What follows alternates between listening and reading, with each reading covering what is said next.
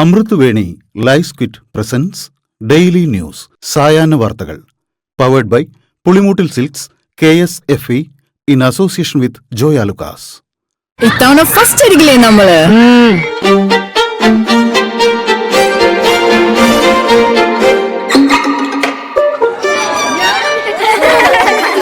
കുട്ടികൾക്കൊക്കെ പെയിൻ ശല്യം ഉണ്ടാകും. അതുകൊണ്ട് ലൈസ് കിറ്റ് ഉപയോഗിച്ച് ക്ലാസ്സിൽ വരാൻ പ്രത്യേകം ശ്രദ്ധിക്കണം. ലൈസ് കിറ്റ് ലൈസ് റിമൂവർ പെയിൻ ശല്യത്തിൽ നിന്നും ഉടനടി ആശ്വാസം. നമസ്കാരം, ഞാൻ നീതു കൃഷ്ണ.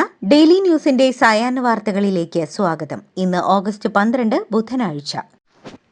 മെസ്സിയെ കേരളത്തിലേക്ക് കൊണ്ടുവരുമെന്ന് പ്രചരിപ്പിച്ച് മുൻ സ്പോർട്സ് മന്ത്രിയും റിപ്പോർട്ടർ TV ഉടമയും നടത്തിയ ഇടപാടുകൾ സർക്കാരിന് സാമ്പത്തിക നഷ്ടവും മറ്റു ബാധ്യതകളും ഉണ്ടാക്കിയെന്ന് അന്വേഷണ റിപ്പോർട്ട്. കായികരംഗത്ത് കേരളത്തിന് ചീത്തപ്പേരുണ്ടാക്കി. കേന്ദ്ര ഏജൻസികളുടെ ഇടപെടൽ ക്ഷണിച്ചു വരുത്തുന്ന നടപടികൾ ഉണ്ടായി. സർക്കാർ സംവിധാനങ്ങൾ ചട്ടം മറികടന്ന് കൈമാറിയെന്നും റിപ്പോർട്ടിൽ പറയുന്നു. മുൻ മന്ത്രിയുടെ വിദേശയാത്രയ്ക്ക് 14 ലക്ഷത്തോളം രൂപ ചെലവാക്കിയെന്നും കായിക മന്ത്രി OJ ജനീഷ് പറഞ്ഞു. അരുണാചൽ പ്രദേശിലെ നിയന്ത്രണ രേഖയിൽ ഇന്ത്യൻ സൈന്യത്തിന്റെ പെട്രോളിംഗ് ചൈനീസ് പട്ടാളം തടഞ്ഞെന്ന് റിപ്പോർട്ട്. അപ്പർ സുബൻസിരി ജില്ലയിലെ തക്സിംഗ് മേഖലയിലാണ് സംഭവം. ഇന്ത്യൻ സംഘം പെട്രോളിംഗ് നടത്തിയിരുന്ന മേഖലകളൊക്കെ ചൈനയുടെ പീപ്പിൾസ് ലിബറേഷൻ ആർമി കൈയടക്കിയെന്ന് അരുണാചൽ ടൈംസ് റിപ്പോർട്ട് ചെയ്തു. ശബരിമലയിലെ നെയ്യ് ക്രമക്കേടിൽ സമഗ്ര അന്വേഷണം ആവശ്യപ്പെട്ട് ആഭ്യന്തരമന്ത്രിക്ക് ദേവസ്വം മന്ത്രി K മുരളീധരൻ കത്തു നൽകി. ഹൈക്കോടതി നിർദ്ദേശപ്രകാരം വിജിലൻസിന്റെ പ്രത്യേക സംഘം അന്വേഷണം നടത്തുന്നുണ്ട്. ദേവസ്വം വിജിലൻസ് SP-യും സെക്രട്ടറിയും നടത്തിയ അന്വേഷണത്തിൽ ഞെട്ടിക്കുന്ന ക്രമക്കേടുകളുണ്ടെന്ന് മന്ത്രി കത്തിൽ പറയുന്നു. പിണറായി വിജയന്റെ വീട്ടിൽ റെയ്ഡിനെത്തിയ ED ഉദ്യോഗസ്ഥരെ ആക്രമിച്ച കേസിൽ അന്വേഷണ സംഘം വിപുലീകരിച്ചു. ഗൂഢാലോചന അന്വേഷിക്കുന്നതിന്റെ ഭാഗമായി MV ഗോവിന്ദൻ ഉൾപ്പെടെയുള്ള പ്രമുഖ CPM നേതാക്കളെ ചോദ്യം ചെയ്യും. KM ബഷീർ കേസിൽ സ്പെഷ്യൽ പബ്ലിക് പ്രോസിക്യൂട്ടറായി അഡ്വക്കേറ്റ് സന്തോഷിനെ നിയമിക്കുമെന്ന് ആഭ്യന്തര വകുപ്പ്. സ്പെഷ്യൽ പ്രോസിക്യൂട്ടറെ നിയമിക്കണമെന്ന് ആവശ്യപ്പെട്ട് ബഷീറിന്റെ ഭാര്യ ഹൈക്കോടതിയെ സമീപിച്ചിരുന്നു. സംസ്ഥാനത്തെ റോഡുകളിൽ കാൽനടയാത്രക്കാരുടെ സുരക്ഷിതത്വം ഉറപ്പുവരുത്തുന്നതിനും അവരുടെ ബുദ്ധിമുട്ടുകൾ പരിഹരിക്കുന്നതിനായി പ്രത്യേക കർമ്മ പദ്ധതി തയ്യാറാക്കുമെന്നും ഗതാഗത മന്ത്രി CP ജോൺ. റോഡ് സുരക്ഷാ അതോറിറ്റി, പൊതുമരാമത്ത് ഫണ്ട് ബോർഡ്, ട്രാഫിക്, നാറ്റ്പാക് തുടങ്ങിയ വിഭാഗങ്ങളിലെ ഉന്നത ഉദ്യോഗസ്ഥരുടെ യോഗത്തിൽ സംസാരിക്കുകയായിരുന്നു അദ്ദേഹം. അർജുൻ ആയങ്കിയുടെ മൊബൈൽ ഫോൺ കണ്ടെത്തിയതായി പോലീസ്. ആഭ്യന്തരമന്ത്രിക്കും പോലീസിനുമെതിരെ പോസ്റ്റിടാൻ ഉപയോഗിച്ചെന്ന് കരുതുന്ന ഫോണാണ് കണ്ടെത്തിയത്. അർജുൻ ആയങ്കിയെ പിടികൂടിയ അഭിഭാഷകയുടെ അപ്പാർട്ട്മെന്റിന് സമീപത്തു നിന്നാണ് ഫോൺ കണ്ടെത്തിയത്.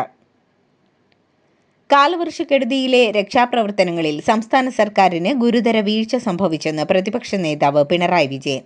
33 പേർക്ക് ജീവൻ നഷ്ടമാവുകയും 3 പേരെ കടലിൽ കാണാതാവുകയും ചെയ്തിട്ടും സർക്കാർ വേണ്ടത്ര ഗൗരവത്തോടെ ഇടപെടുന്നില്ലെന്നും അദ്ദേഹം പറഞ്ഞു.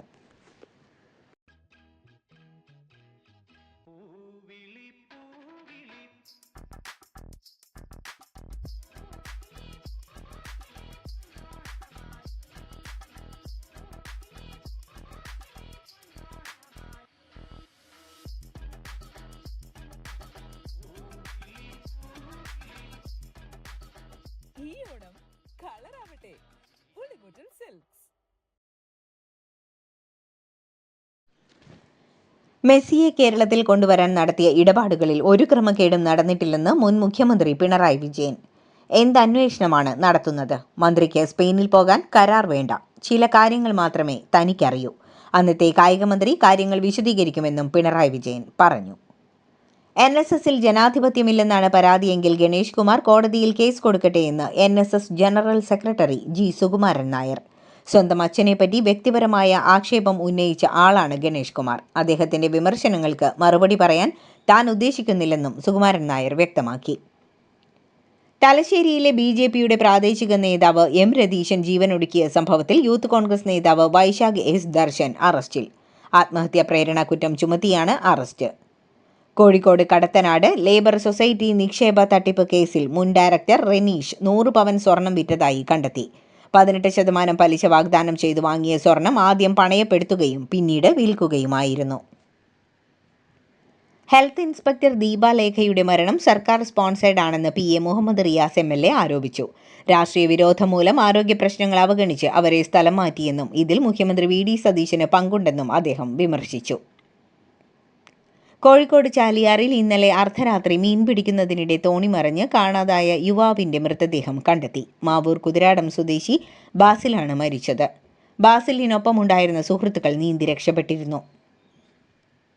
പാലക്കാട് ജില്ലയിൽ ഡെങ്കിപ്പനി ബാധിച്ച് 13 വയസ്സുകാരി മരിച്ചു. എരുത്തേമ്പതി വണ്ണാമട സ്വദേശിനിയും Chittoor government Victoria girls higher secondary സ്കൂളിലെ വിദ്യാർത്ഥിനിയുമായ അശ്വിനിയാണ് മരിച്ചത്. പിതൃസ്മരണയിൽ ഇന്ന് കർക്കിടകവാവ്. തിരുവനന്തപുരത്തെ തിരുവല്ലം ശ്രീ പരശുരാമ ക്ഷേത്രം, വർക്കല പാപനാശം, ആലുവ മണപ്പുറം തിരുനാവായ നാവാമുകുന്ദ ക്ഷേത്രം, തിരുനെല്ലി പാപനാശിനി ഉൾപ്പെടെയുള്ള സംസ്ഥാനത്തെ പ്രധാന ക്ഷേത്രങ്ങളിലെല്ലാം ബലിതർപ്പണ ചടങ്ങുകൾ നടന്നു.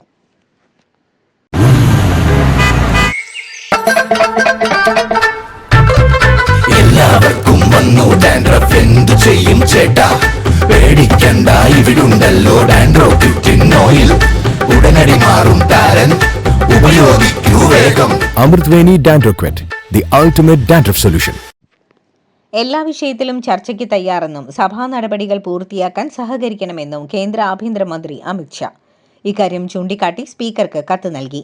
ഇന്ന് ചർച്ച തുടങ്ങിയാൽ നാളെ വൈകിട്ട് മറുപടി നൽകുമെന്നും അമിത്ഷാ പറഞ്ഞു. ജന്തർ മന്ദറിലെ സമരത്തിനെതിരെ പോലീസ് സ്വീകരിച്ച നടപടിയിൽ മാത്രമല്ല, അയോധ്യ ക്ഷേത്ര കൊള്ളയെക്കുറിച്ചും മറുപടി വേണമെന്നാണ് പ്രതിപക്ഷത്തിന്റെ ആവശ്യം. ജോൺ ബ്രിട്ടാസ് എംപിയെ സുഷ്മിത ദേവ് ലുങ്കിവാല എന്ന് വിളിച്ചതിനെതിരെ രാജ്യസഭയിൽ പ്രതിഷേധം. ബ്രിട്ടാസ് രാജ്യസഭയിൽ വിഷയം ഉന്നയിക്കുകയായിരുന്നു.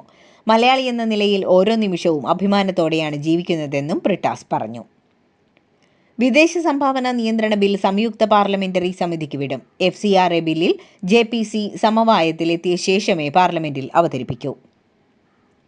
ജീവിതത്തിൽ കുറുക്കുവഴികൾ തിരഞ്ഞെടുക്കരുതെന്നും യുവാക്കൾ അവർ ആരാധിക്കുന്ന ആരുടെയെങ്കിലും ആത്മകഥ വായിക്കണമെന്നും ഒരു പ്രത്യേക കാലഘട്ടത്തിലെ ചരിത്ര സംഭവങ്ങളെപ്പറ്റി അതിൽ നിന്ന് അറിയാമെന്നും പ്രധാനമന്ത്രി നരേന്ദ്രമോദി.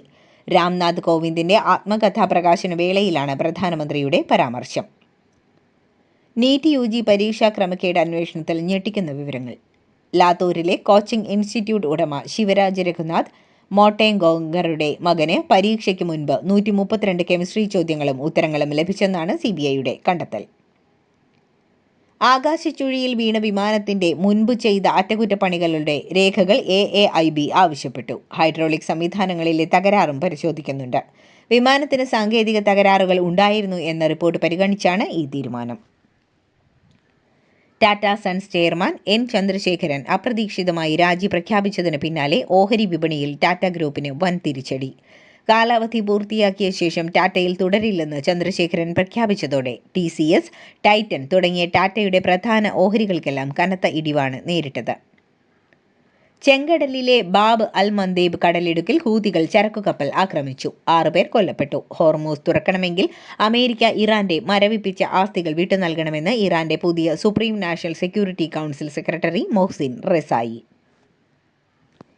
യുവേഫ സൂപ്പർ കപ്പ് പോരാട്ടത്തിൽ ഇന്ന് വമ്പന്മാരുടെ പോരാട്ടം. ചാമ്പ്യൻസ് ലീഗ് ജേതാക്കളായ Paris Saint German Europe league ജേതാക്കളായ ആസ്റ്റൺ വില്ലയെ നേരിടും.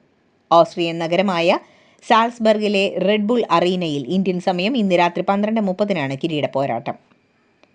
അഫ്ഗാനിസ്ഥാനെതിരായ 3 മത്സരങ്ങൾ അടങ്ങിയ T20 പരമ്പര സെപ്റ്റംബർ 13, 15, 17 തീയതികളിൽ നടത്തുമെന്ന് BCCIയും അഫ്ഗാനിസ്ഥാൻ ക്രിക്കറ്റ് ബോർഡും.